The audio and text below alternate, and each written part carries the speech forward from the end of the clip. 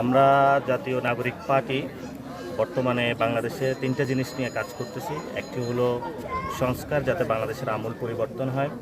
সাথে সাথে 2 নম্বর হলো আওয়ামী লীগের যেসব সন্ত্রাসী আছে তাদের যাতে আমরা বিচার প্রক্রিয়া নিয়ে আসতে পারি, এবং মানুষের যারা পকেটে ট্যাক্সের টাকা কেটে নিয়ে গিয়েছিল।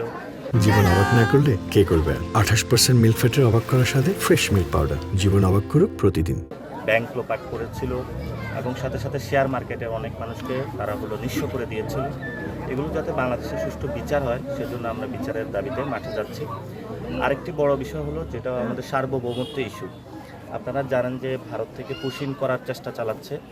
প্রায় 5,000 বাংলাদেশি পরিচয়ে বাংলাদেশে পাঠানো তারা অলরেডি স্টেটমেন্ট দিয়েছে, এসেছে।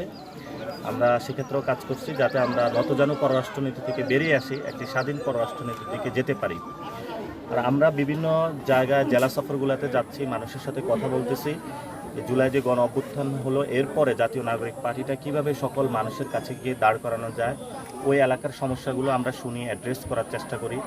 যেমন বাগেরহাটে এসেছি আজকে। বাগেরহাটটা অনেক সুন্দর এলাকা, সাথে সাথে বাগেরহাটের উন্নয়ন ভাবে এখানে হয় নাই, এটা আমরা এখানে কথা বলেছি। কিন্তু বাগেরহাটের একটা শেখ ফ্যামিলির একটা রাজত্ব ছিল, কিন্তু শেখ ফ্যামিলি রাজত্ব করেছে, শেখের নাম বিক্রি করেছে, কিন্তু উন্নয়নের নাম এখানে কোনো ছিটেফোঁটাও কিছু হয় নাই। ঠিক। এবং বাগেরহাটবাসীকে অভিনন্দন যে আপনারা শেখ সন্ত্রাসীদের থেকে বাগেরহাটকে উদ্ধার করেছেন, এবং আপনাদের এই জয়যাত্রা ভবিষ্যতে চলমান থাকবে। বাগেরহাটের বড় একটা সমস্যা হলো এখানে শিক্ষা ব্যবস্থা এবং স্বাস্থ্য ব্যবস্থা খুবই নাজুক অবস্থায় রয়েছে। আমরা আশা করব যে সরকার এখানে দৃষ্টি দিবেন, যাতে এখানে স্বাস্থ্য এবং শিক্ষা ব্যবস্থার উন্নয়ন হয়। আর আজকে আমার আসার উদ্দেশ্য হলো, আমাদের এই দেশে ইসলাম নিয়ে এসেছে যারা আমাদের অলি গাউস কুতুবরা, তারা নিবৃতে এখানে এসে ইসলাম প্রচার করেছে এবং তারা ইসলামের জন্য অনেক কাজ করেছে। যে আমার সামনে একটা পুকুর রয়েছে খানজাহান আলীর, এখানে 7 গম্বুজ মসজিদ আছে এবং এখানে দরগা শরীফ আছে। তো আমরা এগুলাতে যাচ্ছি যে আমাদের পুরো বাংলাদেশের যাতে মসজিদ ব্যবস্থাটা সুন্দর করে পরিবর্তন হয়, মসজিদের সাথে যাতে একটু পুকুর থাকে, মসজিদের যাতে একটা বনায়ন থাকে, মানে সবুজায়ন থাকে, মসজিদ একটা হেলথ কমপ্লেক্স থাকে। যারা বিদেশে যায় তারা যাতে মসজিদে এসে ইমামের কাছ থেকে অ্যারাবিক লেসনগুলো নিতে পারে।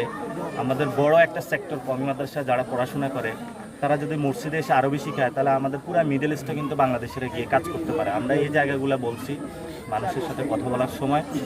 এবং সাথে সাথে এই যে অনেক এখানে দেখলাম যারা আমাদের সিনিয়র সিটিজেন, মুরব্বী, বাচ্চারা পুকুরে গোসল করতেছে, এই যে একটা বাংলাদেশের সৌন্দর্য, এটা যাতে প্রত্যেক মসজিদের সাথে চলে আসে, আমরা এগুলো মানুষের কাছে আহ্বান করতেছি এই জায়গাগুলো বাস্তবায়ন করার জন্য। আর ভাই একটা প্রশ্ন করেছেন যে আমাদের ঢাকাটা আমি ইলেকশন করেছিলাম, সেখানে মির্জা আব্বাস সাহেব উনি অসুস্থ আছেন, আল্লাহ ওনাকে সুস্থ করে দিক, আমরা সে প্রার্থনা করি। এবং সাথে সাথে যাতে আমাদের পুরো বাংলাদেশ থেকে যে মানুষগুলো আগের যে রাজনৈতিক সংস্কৃতি ছিল সেটা থেকে বেরিয়ে আসে, যাতে আমরা নতুন রাজনীতি করতে পারি। আমরা আজকে সে জুমার দিনে এই প্রার্থনাটা আল্লাহর কাছে করি।